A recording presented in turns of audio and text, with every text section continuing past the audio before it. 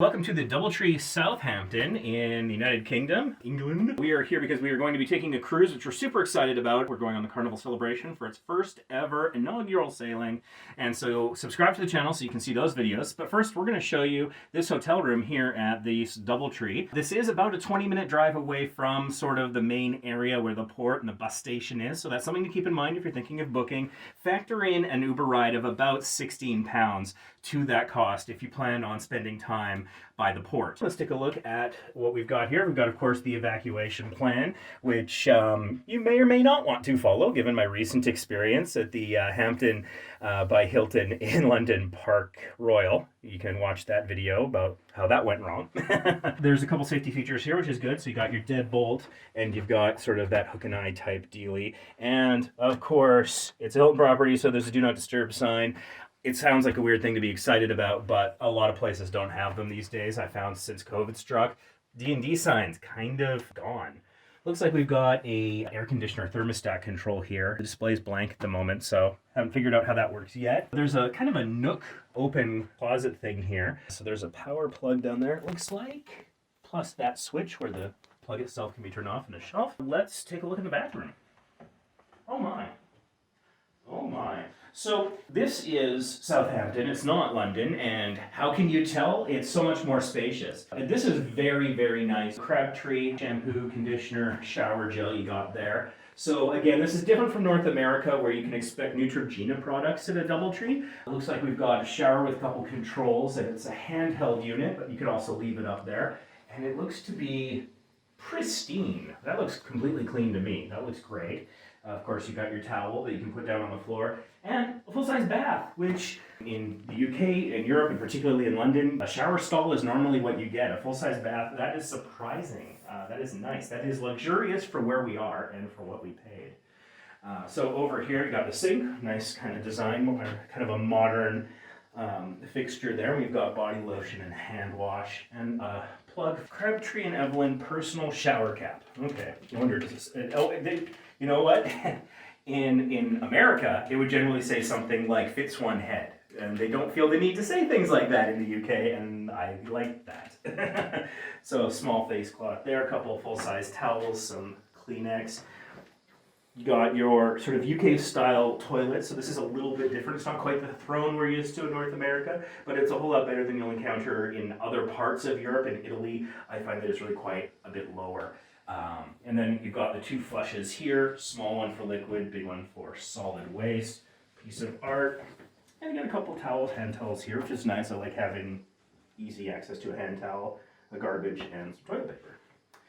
As exciting as toilet paper is, let's take a look at the rest of the space.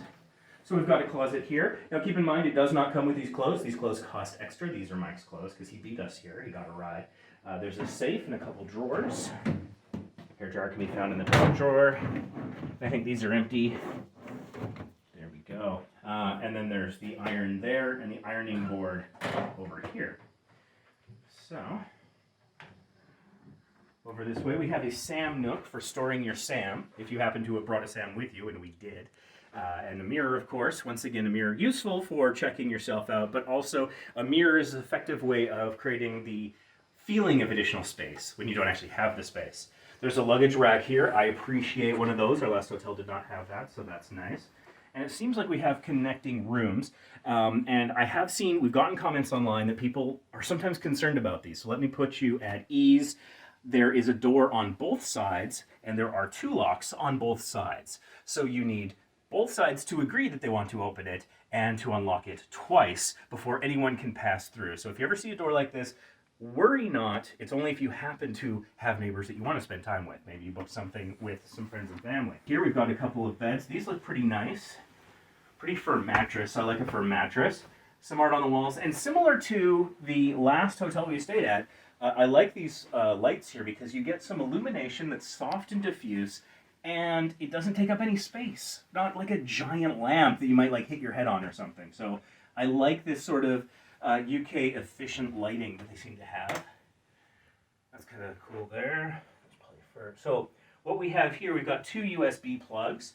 USB is universal the world round, so for charging your cell phone, a battery, your GoPro, whatever you might charge by USB, your Nintendo Switch. you can just plug it in without worrying about adapters or power converters. But for using these plugs here, if you are from North America like we are, you're going to want to bring an adapter or a power converter. I've got a tip video on what those two things are and when to use them, so check that out if you're curious. We'll have a link for that. Telephone there, nightstand. One thing I've noticed that in these UK hotels, I'm not seeing Gideon Bibles everywhere. So if that's something you're expecting as a North American traveler, yeah, don't necessarily expect a Bible.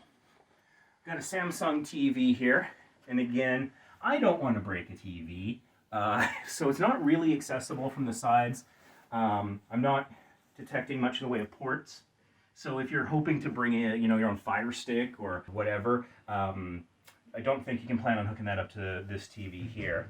And over here we got a couple more plugs, plus 2 more USB charging things, which is fantastic. So again, we've got tons of equipment. Vacation Impossible, we film, so we've got batteries, we've got microphones, we've got camera equipment coming out our ears, so we need lots of power. Let's see if I can get a little bit more light here. Got a nice sort of round mirror there. 2 more plugs that are regular and 2 more USBs. So that's 6 USBs so far. That's a Hilton property for you. When we travel at Hilton properties, we don't bother unpacking our Tron Power Cube because we don't need it. We save that for the cruise ship and other hotel brands. I'm going to guess there's a fridge in here. Nope, I'm wrong.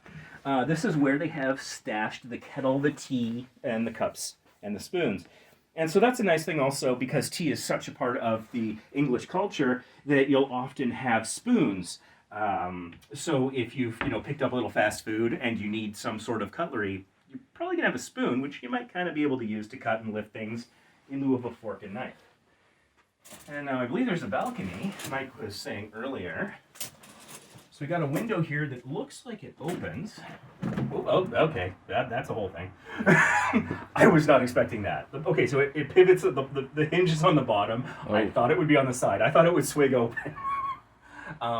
So that's just for airflow, obviously, not a means of going outside. This is a relatively safe way of doing it. For a lot of hotels, particularly like in Vegas where you have high skyscrapers, you can't open the window because there's a concern that if you lost all your money at the casino, you might try going through the window. And so since this is technically the 4th floor, which is kind of the 2nd floor above ground because of where you walk in. That's not so much a concern, and there's a balcony out there.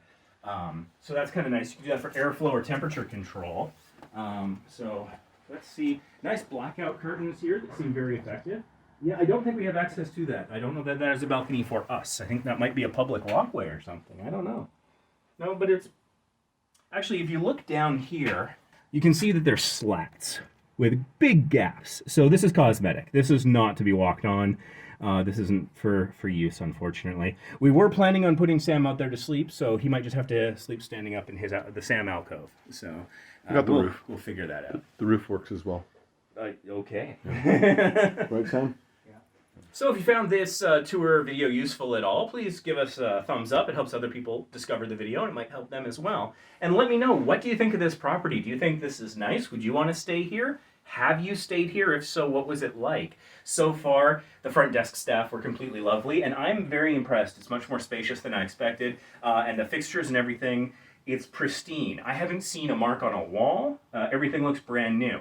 So that's quite nice. And make sure you subscribe. Our other videos will show you how to save money when you travel, give you inspiration for places that you can go, and let you know what a hotel looks like before you book it so you can know before you go. Thanks for watching, and we'll see you in the next video.